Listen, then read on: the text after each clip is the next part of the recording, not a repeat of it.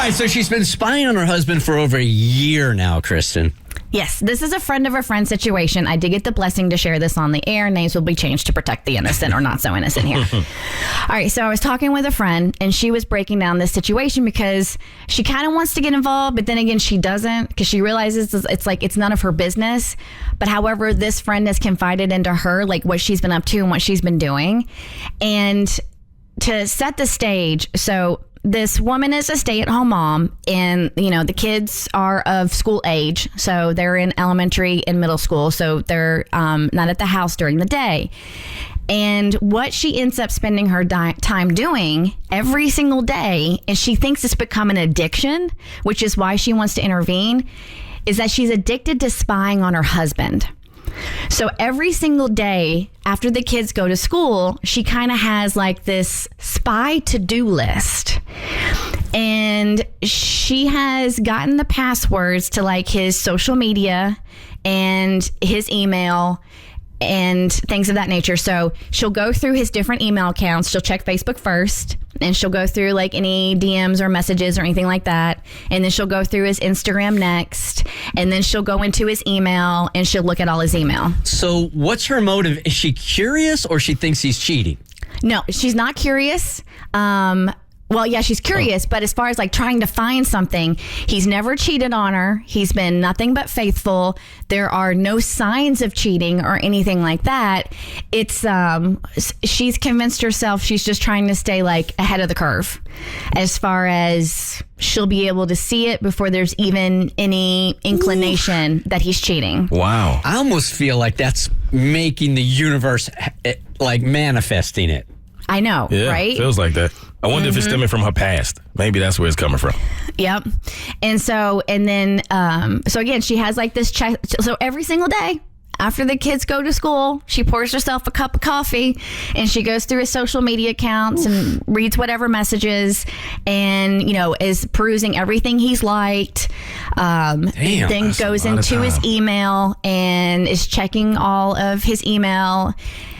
And she's concerned about her friend because she thinks this has become an addiction. You know how long she's been doing this? For over a year. Over a year. Mm-hmm. Basically, her hobby is just making sure that her husband is being straight, even though he's never given her any idea, any inclination at all that he's messing around. None whatsoever. She needs help. Yeah. Right? Especially over a year, because at what point do you say, okay, there's nothing here? Yeah, you need either help or a job. Yeah, Well, she should apply to be a spy. Then at least you get paid for it. But I think this just has been so ingrained into her daily routine that it's literally become an addiction, like checking all of his stuff all of the time. And he has no idea.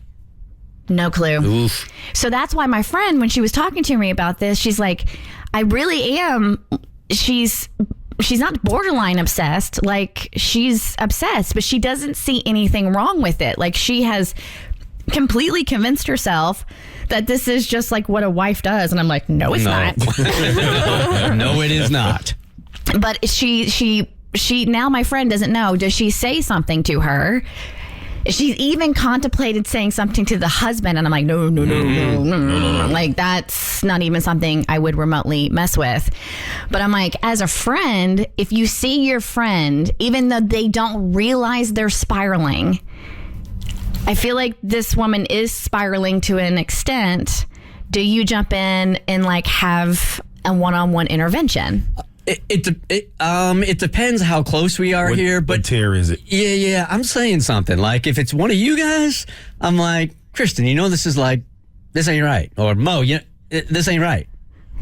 I like how you use "this ain't right" instead of saying "you crazy." You're crazy. At some point, we're going to get to that, but for me, if it's an A-tier friend, I'm 100% saying something. Anything less than that, though, I don't think so. I can't figure out what the motivation would be here unless Mo nailed it. Like, she's got something in her past that is making her so nervous that she feels like she needs to check on a guy that has never given her any signs at all that he's messing around. There's something going on with her. And 100. This is definitely not a him thing. This is a her thing. And I don't know her history. I don't know if she's been cheated on in the past, anything like that. All I know is what my friend told me. And it's like, they have a healthy relationship. Well, one side of it's healthy. No, they don't. Yeah, no, they don't. Yeah. So I'm like, all right, well, I'll tell her, and I'll pass on. Because she was curious to hear like what people's takes were, like if she should say something or not. And I would be like, if this is a close enough friend, you should say something. Say something. 100%. It's the Bert Show. The Bert Show. Like what you just watched, you can get more of The Bert Show on your favorite podcast platform. Wherever you listen to your podcast, you can find us. I don't know what any of these buttons do, by the way.